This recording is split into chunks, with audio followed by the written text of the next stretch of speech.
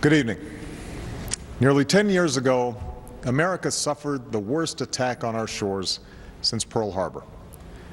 This mass murder was planned by Osama bin Laden and his al-Qaeda network in Afghanistan and signaled a new threat to our security, one in which the targets were no longer soldiers on a battlefield, but innocent men, women, and children going about their daily lives. In the days that followed, our nation was united as we struck at al-Qaeda and routed the Taliban in Afghanistan. Then our focus shifted. A second war was launched in Iraq, and we spent enormous blood and treasure to support a new government there. By the time I took office, the war in Afghanistan had entered its 7th year. But al-Qaeda's leaders had escaped into Pakistan and were plotting new attacks, while the Taliban had regrouped and gone on the offensive. Without a new strategy and decisive action, our military commanders warned that we could face a resurgent al-Qaeda and a Taliban taking over large parts of Afghanistan. For this reason, in one of the most difficult decisions that I've made as president, I ordered an additional 30,000 American troops into Afghanistan.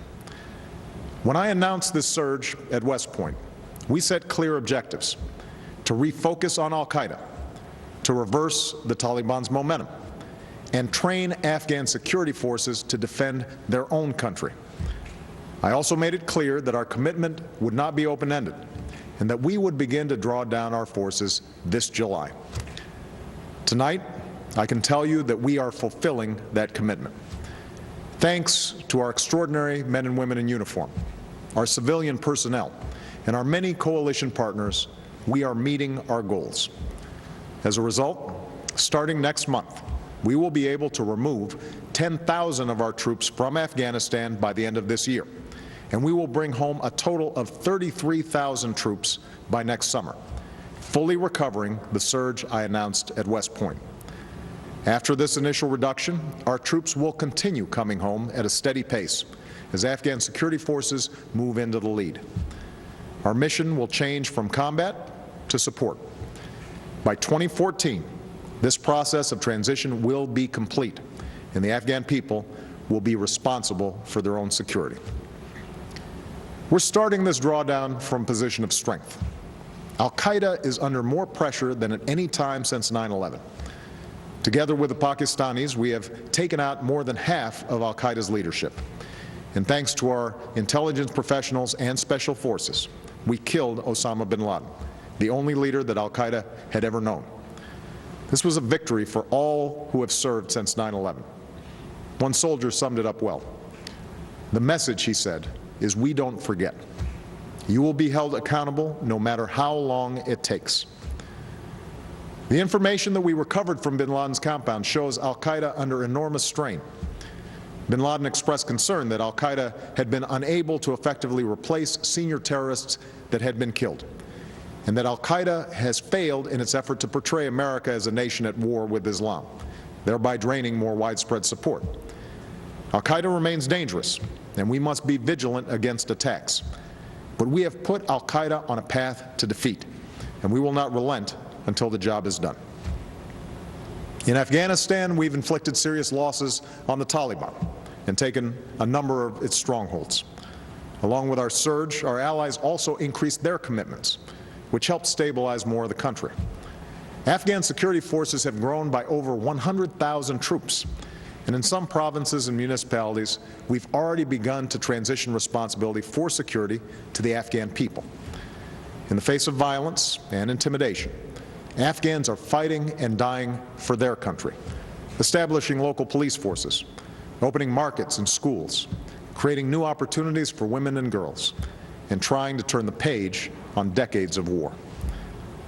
Of course, huge challenges remain. This is the beginning, but not the end of our effort to wind down this war. We'll have to do the hard work of keeping the gains that we've made while we draw down our forces and transition responsibility for security to the Afghan government. And next May, in Chicago, we will host a summit with our NATO allies and partners to shape the next phase of this transition. We do know that peace cannot come to a land that has known so much war without a political settlement. So as we strengthen the Afghan government and security forces, America will join initiatives that reconcile the Afghan people, including the Taliban. Our position on these talks is clear. They must be led by the Afghan government, and those who want to be a part of a peaceful Afghanistan must break from al-Qaeda, abandon violence, and abide by the Afghan Constitution. But, in part because of our military effort, we have reason to believe that progress can be made. The goal that we seek is achievable and can be expressed simply. No safe haven from which al-Qaeda or its affiliates can launch attacks against our homeland or our allies. We won't try to make Afghanistan a perfect place. We will not police its streets or patrol its mountains indefinitely.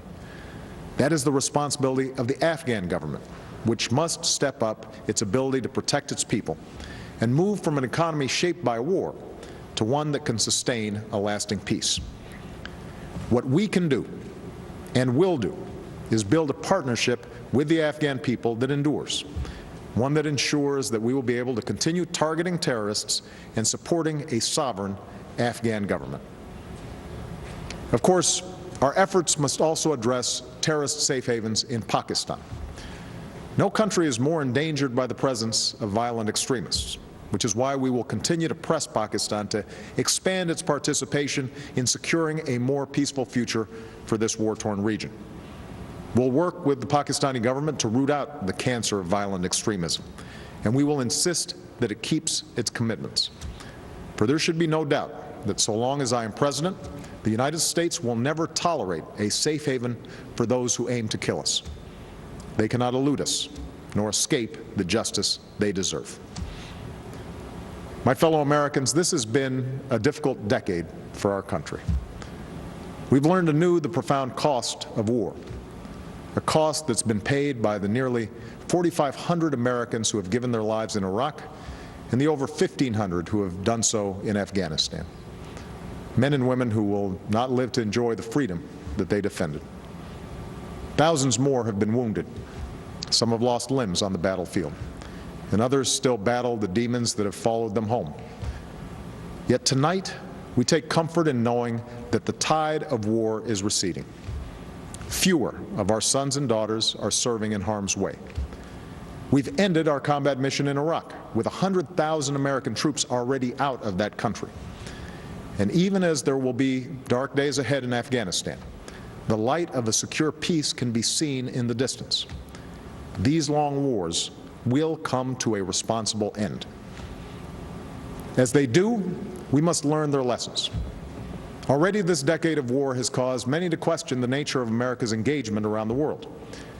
Some would have America retreat from our responsibility as an anchor of global security and embrace an isolation that ignores the very real threats that we face. Others would have America overextended, confronting every evil that can be found abroad. We must chart a more centered course. Like generations before, we must embrace America's singular role in the course of human events. But we must be as pragmatic as we are passionate, as strategic as we are resolute. When threatened, we must respond with force. But when that force can be targeted, we need not deploy large armies overseas. When innocents are being slaughtered and global security endangered, we don't have to choose between standing idly by or acting on our own. Instead, we must rally international action, which we're doing in Libya, where we do not have a single soldier on the ground, but are supporting allies in protecting the Libyan people and giving them the chance to determine their own destiny. In all that we do, we must remember that what sets America apart is not solely our power.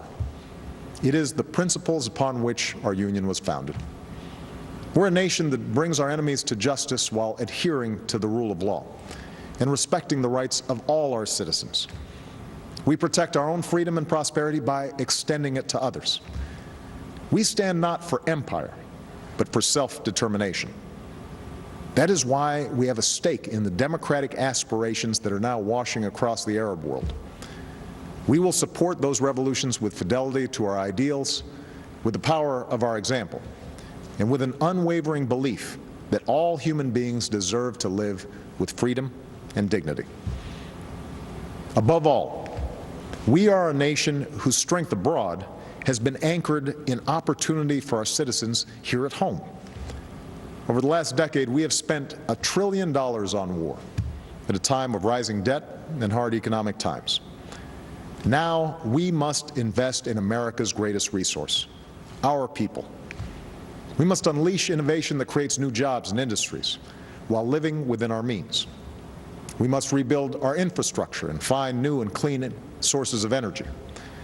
And most of all, after a decade of passionate debate, we must recapture the common purpose that we shared at the beginning of this time of war.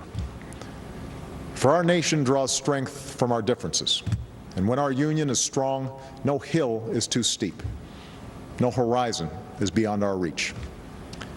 America, it is time to focus on nation building here at home.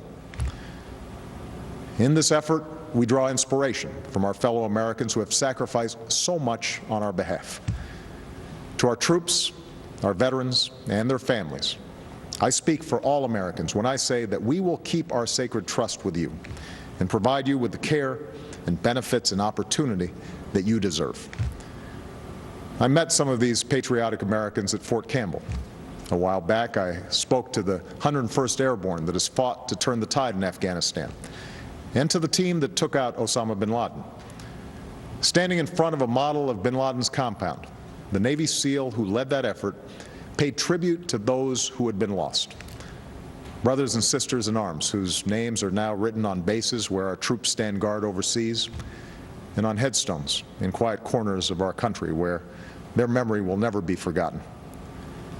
This officer, like so many others I've met on bases in Baghdad and Bagram, and at Walter Reed and Bethesda Naval Hospital, spoke with humility about how his unit worked together as one, depending on each other and trusting one another, as a family might do in a time of peril.